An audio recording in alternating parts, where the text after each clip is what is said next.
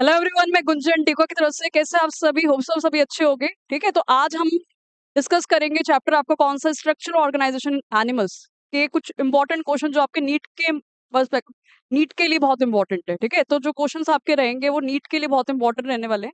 और आपको पता है एमसीक्यू क्वेश्चंस को करने से पहले हमारे कॉन्सेप्ट क्रिस्टल क्लियर होने चाहिए, तभी हम नीट के लेवल तक के क्वेश्चंस को अच्छे से कर सकते हैं। ठीक है ना? तो सबसे पहला आपका क्वेश्चन क्या है? सबसे पहला क्वेश्चन क्या है आपका कि the oversized amoeba cell are the part of the innate immune system found in the areolar tissue। ठीक है, तो वो areolar tissue के अंदर वो कौन सा सेल है which is amoeboid, है ना? areolar tissue के अंदर वो कौन सा सेल होता है which is oversized amoeba cell, है ना? तो areolar tissue के अंदर वो हमारा कौन सा सेल है which is amoeba like, which is a macrophages। कौन होते हैं हमारे? वो macrophages होते हैं, which is oversized amoeba cell। ठीक है, and they are responsible for killing the germs, ये सब। ठीक है, तो ये अमीबा की तरह क्या करते हैं, जो भी हमारे जम्स वगैरह होते हैं उसको पकड़ लेते हैं, उसको उसको किल करने में हेल्प करते हैं। तो इसे आता है मैक्रोफाजेस। ठीक है, तो macrophages are the oversized amoeba cells. ठीक है, that helping killing the germs inside our body. ठीक है, नेक्स्ट क्वेश्चन क्या है? The cells that release heparin and histamines into the blood cell. वो कौन सा सेल है जो रिलीज करता है हेपरिन और हिस्टामिन इन द ब्लड? ठीक है, तो हमें पता है वो कौन से सेल्स होते हैं जो हेपरिन और हिस्टामिन को रिलीज करते हैं हमारे ब्लड के अंदर। जब हमारी बॉडी के अंदर कौन आ जाते हैं? एलर्जेंस आ जाते हैं ड्यूरिंग द एलर्जी। ठीक है, तो the cells that are responsible for releasing the heparin and histamine that are the basophils. कौन है वो? हमारे बेजोफिल्स है ये। ठीक है, तो बेजोफिल्स ये जो क्या करते हैं, they are responsible for release the heparin, release the heparin and histamine, release the heparin and histamine. ठीक है, और ये हेपरिन और हिस्टामिन कहाँ रिलीज करते हैं? ब्लड के अंदर रिलीज करते हैं। कब रिलीज करते हैं? During the allergy. ठीक है, तो एलर्जी के टाइम पर जब हमारी बॉडी के अंदर एलर्जेंस यानी कि पोलन ग्रेन्स वगैरह बॉडी के अंदर आ जाते हैं, तो बेसोफिल सेल्स क्या करते हैं? They are responsible for releasing the histamine और हेपरिन इन द ब्लड। यानी आता है कि ठीक है, अब देखो नेक्स्ट क्वेश्चन क्या है आपका? The function of a gap junction is to. जो गैप जंक्शन होता है उसका काम क्या होता है? तो कोई भी सेल का जो गैप जंक्शन होता है या फिर जहाँ पे दो सेल्स यहाँ आके मिलती है, जहां पर भी दो सेल्स आपस में आके मिलती है उसको क्या बोलते हैं? गैप जंक्शन बोलते हैं। तो what is the function of the gap junction? तो you know that gap junction का काम क्या है? To communicate among the cells. ठीक है, तो गैप जंक्शन का काम क्या है? Facilitate the communication between the neighbouring cells by quickly connecting the cytoplasm. ठीक है, तो गैप जंक्शन में क्या होता है? दो सेल्स जो होती है वो आपस में क्या करती है? कम्युनिकेट करती है by connecting the cytoplasm, the movement of the ion, small molecules and the some large molecules. ठीक है, तो गैप जंक्शन का काम क्या है? To communicate the cells by connecting the cytoplasm. यानी आता क्या, और जिसकी वजह से क्या होता है? स्मॉल मॉलिक्यूल्स, कुछ आयंस या फिर बड़े मॉलिक्यूल जो होते हैं वो ट्रांसफर होते हैं from one cell to the another cell. यानी यहाँ तक this is the function of the gap junction. और नेक्स्ट क्वेश्चन क्या आता है? In which of the following preparations are you likely to come across the cell junctions most frequently? ठीक है, important question है ये।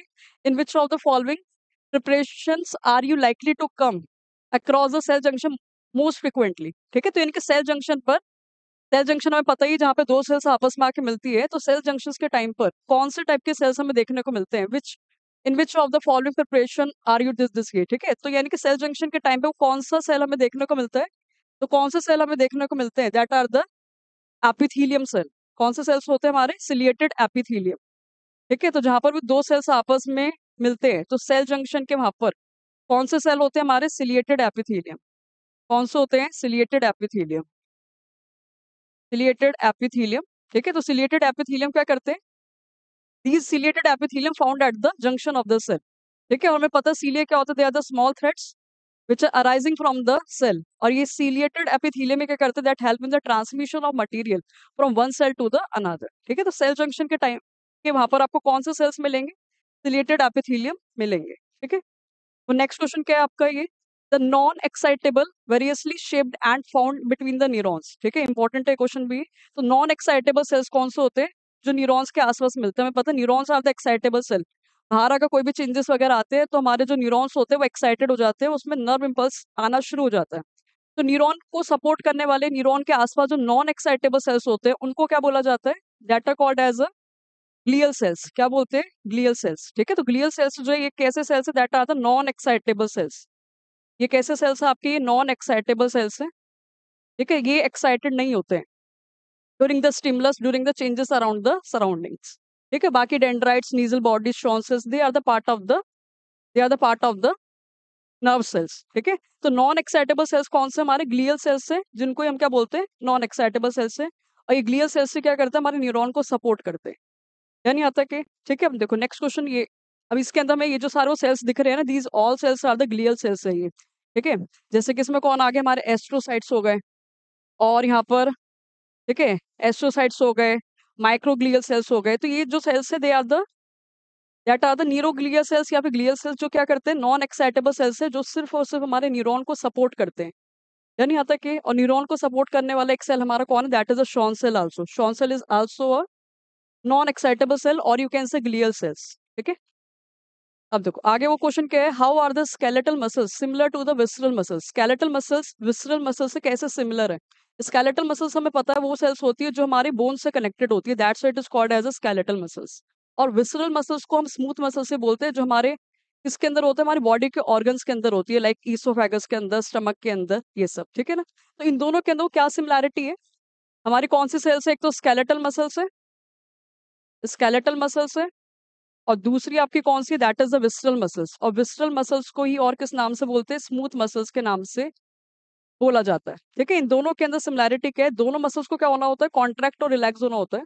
और दोनों मसल्स को कॉन्ट्रैक्ट और रिलैक्स होना होता है, तो इनके पास क्या होते हैं, दोनों के पास एक्टिन और मायोसिन होते हैं, both consisting of actin and myosin, ठीक है। तो सिमिलैरिटी इनके अंदर यही है। तो स्केलेटल मसल्स और विसरल मसल्स के अंदर सिमिलैरिटी क्या है, कि both consisting of what, actin and myosin, ठीक है। दोनों के पास क्या होते हैं, एक्टिन और मायोसिन होते हैं, और ये एक्टिन और मायोसिन ही क्या करते हैं, मसल्स को कॉन्ट्रैक्ट और रिलैक्स करने में हेल्प करते हैं, ठीक है। तो ये सिमिलैरिटी है। और डिफरेंस की अगर हम बात करें तो डिफरेंस इनके शेप के अंदर ही है, ठीक है। तो ये हमारे स्केलेटल मसल्स हो गए, बीच वाली हमारी स्मूथ मसल्स हो गए। स्मूथ मसल्स का एक और नाम क्या होता है, that is a visceral muscles.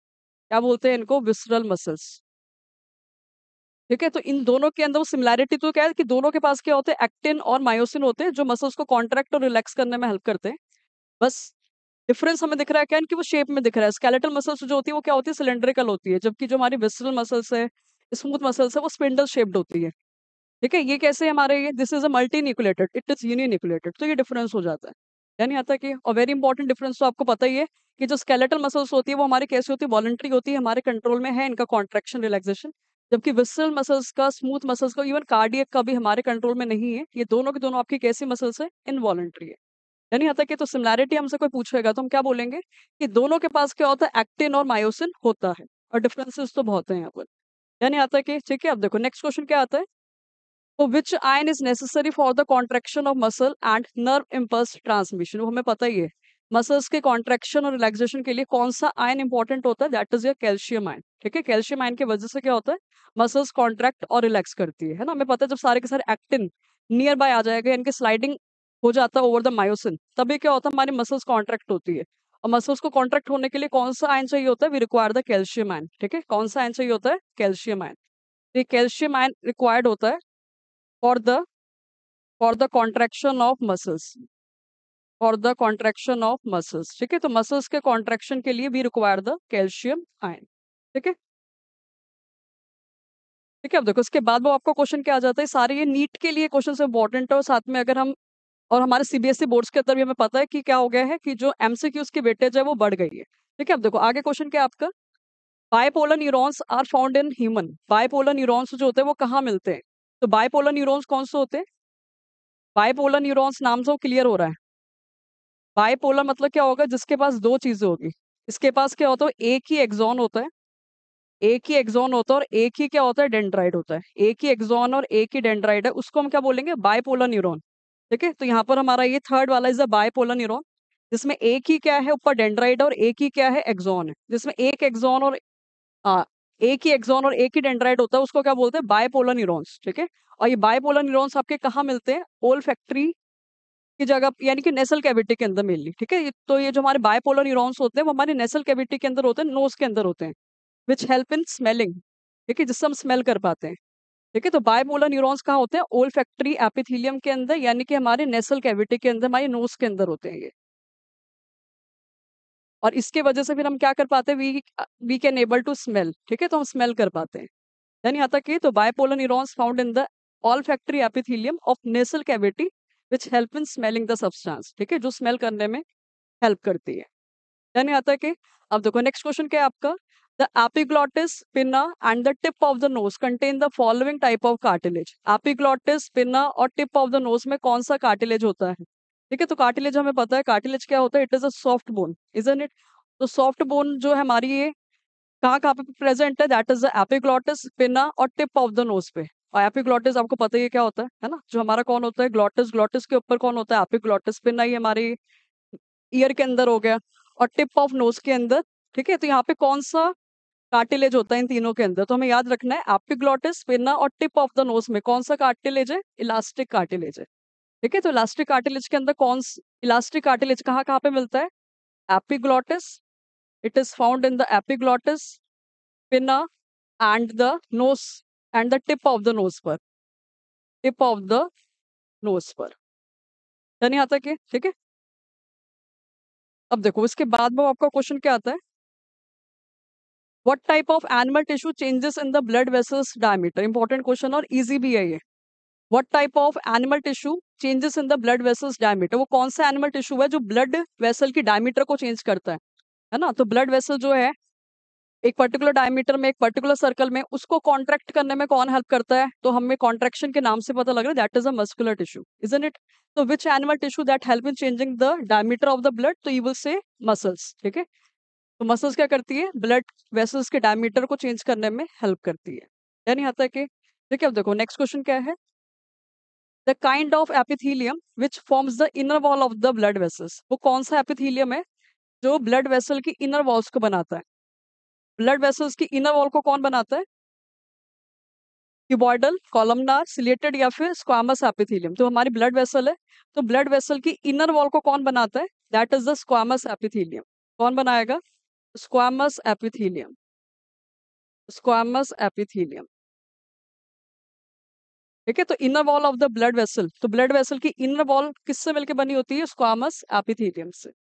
किससे मिलकर बनी होती है, स्क्वामस एपिथेलियम से। और इसके डायमीटर को कम ज्यादा कौन करता है, हमारी मसल्स करती है। कौन करती है, मसल्स। ठीक है, तो ये सारे क्वेश्चन के इंपॉर्टेंट है और बहुत इजी भी हैं, और ये सब क्वेश्चन के अंदर कहीं ना कहीं थोड़ी सी चीजें की लॉजिक जा रहा है।